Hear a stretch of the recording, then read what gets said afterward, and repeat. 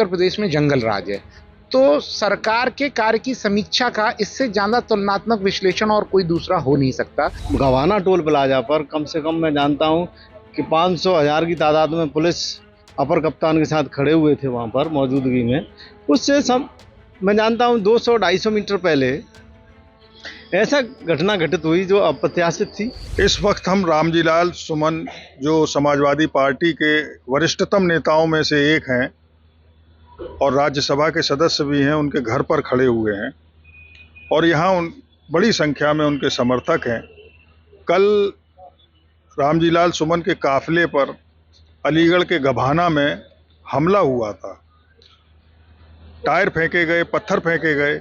उस हमले में कुछ लोग साथ भी थे जो यहाँ मौजूद हैं और उस हमले के बाद वो क्या सोचते हैं और क्या ज़रूरी है ये जानना भी बहुत ज़रूरी है। आपका क्या नाम है? मैं धर्मेंद्र हूँ, समाजवादी पार्टी का कार्यकर्ता हूँ।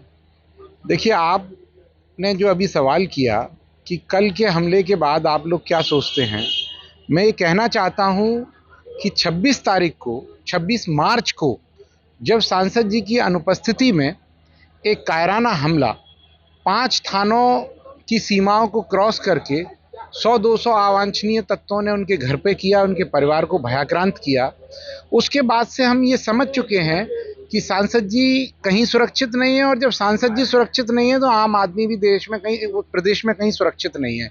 दूसरा, थोड़े दिन पहले आपने सुप्रीम कोर्ट की तल्ख टिप्पणी उत्तर प्रदेश सरकार के लिए सुनी होगी। उन्होंने कहा था कि उत्तर प्रदेश में जंगल राज है। तो सरकार के कार्य की समीक्षा का इससे ज़्यादा तुलनात्मक विश्लेषण और कोई दूसरा हो नहीं सकता। जो सुप्रीम कोर्ट की टिप्पणी है वो अपने आप में संपूर्ण है इनके कार्य का मूल्यांकन करने के लिए। दूसरी बात मैं ये कहना चाहता हूँ कि कल जब गवाना टोल के पास सांसद जी को पीड़ित पक्ष से मिलने के लिए रोकने के लिए छावनी में तब्दील वहाँ की स्थानीय पुलिस द्वारा किया गया था, मात्र उससे 300 मीटर पहले सांसद जी के काफिले पे हमला किया गया। और वो मात्र हमला नहीं था, वो कातिलाना हमला था। सांसद जी की हत्या करने की साजिश थी। उनके काफिले के आगे टायर फेंके गए, गाड़ियां डगमगाईं, उनके गाड़ी के शीशे पर ऑयल फेंका। ऑयल फेंकने से विजिबिलिटी एकदम ज़ीरो हुई, गाड़ियां डगमगा गईं, आगे पीछे गाड़ियां टकराईं, टायर फेंके गए, पथराव किया गया। ऐसा प्रतीत ही नहीं हो रहा था कि हम उत्तर प्रदेश में थे। ऐसा लग रहा था कि किसी अराजक प्रदेश में हम लोग घूम रहे हैं, अराजक देश में हैं हम, जहां कोई सुरक्षित नहीं है। तो लेकिन समाजवादी पार्टी के प्रत्येक कार्यकर्ता ने ये प्रण कर रखा है कि हम लोग गांधीवादी लोग हैं, हम लोग अहिंसा के रास्ते पे चलेंगे। हमें देखना ये है कि ये कब तक हमारे ऊपर हमला करते हैं। गांधी को इन्होंने मार दिया, हो सकता है हम लोगों को भी मार दें। गांधी के विचार को ये ख़त्म नहीं कर पाए। गांधी और ज़्यादा प्रासंगिक होते जा रहे हैं। इसी प्रकार ये इनकी गलतफहमी है कि ये सुमन जी को डिमोरलाइज कर देंगे। मैं कहना चाहता हूं सुमन जी के लिए कि सफ़र में मुश्किलें आए तो हिम्मत और बढ़ती है, कोई जब रास्ता रोके तो ज़रूरत और बढ़ती है। सुमन जी को ऐसे रोकना संभव नहीं है। सुमन जी के राजनीतिक जीवन के बारे में इन लोगों को शायद पता नहीं है, क्योंकि जितनी इनकी आयु है उससे ज़्यादा रामजीलाल सुमन जी का राजनीति का सफ़र है। तो जो लोग ये गलतफहमी पाले हुए हैं उन लोगों को अपनी गलतफहमी दूर कर लेनी चाहिए। दूसरा, सत्ता के संरक्षण में ये जो कायराना हरकतें हैं, ये इनका खामियाजा भुगतना पड़ेगा। आज नहीं तो कल। देर है अंधेर कहीं नहीं है, हम लोगों का कहना केवल यही है। और मैं कहना चाहता हूं इन गुरूर वाले लोगों को, जो अभिमान और अहंकार पाले हुए हैं, कि नहीं ना आज सही कल जरूर टूटेगा। गुरूर किसका रहा है? गुरूर टूटेगा, गुरूर निश्चित टूटेगा, अहंकार निश्चित टूटेगा। आप देखिएगा। आपका क्या नाम है? मेरा नाम चौधरी देवकी नंदन है। आपका क्या कहना है कल के हमले पर जो रामजीलाल सुमन पर हुआ? सुमन जी को मारने की साजिश रची जा रही है राज्य सरकार के द्वारा। उनको कोई सुरक्षा मुहैया नहीं कराई जा रही है। और मेरा इतना ही कहना है कि इनके साथ तीन बार घटना हो गई। इस पर किसी ने सरकार ने कोई ऐसा निर्णय नहीं लिया कि इनकी सुरक्षा बढ़ाई जाए। आपका क्या नाम है? मेरा नाम चौधरी देवकी नंदन है। कहाँ से हैं? मैं खंदौली से। आपका क्या नाम है? मेरा नाम हाकिम सिंह कुशवाहा है। मैं समाजवादी पार्टी का खीरागढ़ का विधानसभा अध्यक्ष होने के नाते माननीय राष्ट्रीय अध्यक्ष जी के द्वारा 2027 का खीरागढ़ का सभा प्रत्याशी भी हूँ। मैं समाजवादी पार्टी का कार्यकर्ता हूँ और जैसा कि मैंने सुना कल कि हमारे माननीय राष्ट्रीय महासचिव सांसद श्री रामजी सुमन पर हमला हुआ, तो हम लोग आए, उनसे मिलने आए, खबर सूत्र लेने आए। मैं जहाँ अपने क्षेत्र खीरागढ़ की बात करूँ, वहाँ गमियों में शादी में हम जाते हैं, बड़ी शालीनता से गांधीवादी तरीके से हम लोग वहाँ रह रहे हैं। हमें झगड़ा नहीं करना चाह रहे हैं, लेकिन इतना ही कहना चाहते हैं कि जो हमारे माननीय सांसद जी पे जो हमले रहे हैं, उनकी सुरक्षा के बारे में हमें बहुत चिंता है और उनकी सुरक्षा और बढ़ाई जाए। ये आप किससे मांग कर रहे हैं?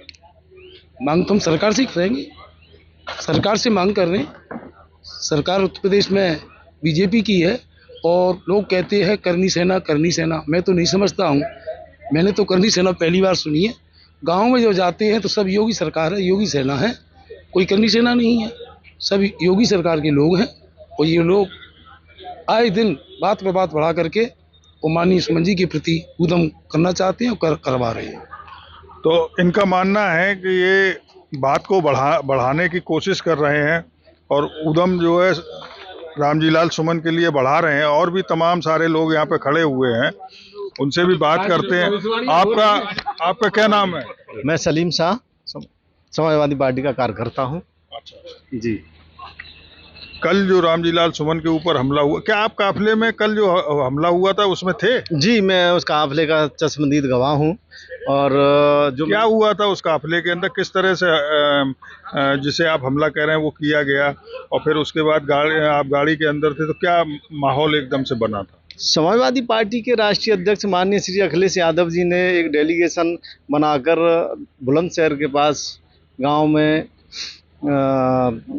भेजा था। उस डेलीगेशन को रोकने के लिए गवाना टोल प्लाजा पर कम से कम मैं जानता हूं कि 500-1000 की तादाद में पुलिस अपर कप्तान के साथ खड़े हुए थे वहां पर मौजूदगी में। उससे सब मैं जानता हूं 200-250 मीटर पहले ऐसा घटना घटित हुई जो अप्रत्याशित थी। तो वो सब देखने की स्थिति में नहीं थे, क्योंकि उन्होंने टायर फेंकना, ऑयल फेंकना और जो है पत्थर फेंकना जो शुरू किया, तो वहाँ ऐसा लगा कि सिर्फ यहाँ से तो कैसे भी जान बचा के निकल चले, वही ज़्यादा बेहतर है। वहाँ रुकने की स्थिति में थे भी नहीं और उन्होंने रोकने की पूर्ण भरसक प्रयास भी किए। और मैं जानता हूँ कि ये घटना बहुत ही निंदनीय है। अगर इस तरीके से एक माननीय सांसद के साथ ये घटना घटित हो रही है तो आम आदमी का क्या हाल होगा, ये तो आप भी जानते हैं। तो अब आप उस घटना के बाद आपके जहन में क्या क्या बातें आ रही हैं? बस हमारे ध्यान में यही सब चल रहा है कि सांसद जी की सुरक्षा मुहैया कराना सरकार की जिम्मेदारी है, लेकिन वो जिम्मेदारी से कहीं ना कहीं इतर वितर है। और मुझे नहीं लगता कि जिस तरीके से जो जिम्मेदारी सरकार को निभानी चाहिए वो निभा रही है अपनी सरकार। और अगर यही रहा तो भाई मैं तो नहीं मानता। बाकी आपने 4 दिन पहले, 1 हफ्ते पहले ये भी पढ़ा होगा कि सुप्रीम कोर्ट ने एक तल्ख टिप्पणी भी की है कि उत्तर प्रदेश में कानून का राज तो नहीं है, जंगल राज है। तो अब इससे ज़्यादा और क्या हो सकता है कि जो माननीय सुप्रीम कोर्ट ऐसी टिप्पणी कर सकता है उत्तर प्रदेश सरकार पर। तो समाजवादी पार्टी के कार्यकर्ताओं, पदाधिकारियों और सुमन समर्थकों का मानना है कि किसी भी तरीके से सुरक्षा बढ़ाई जाए। अरविंद शर्मा, आगरा।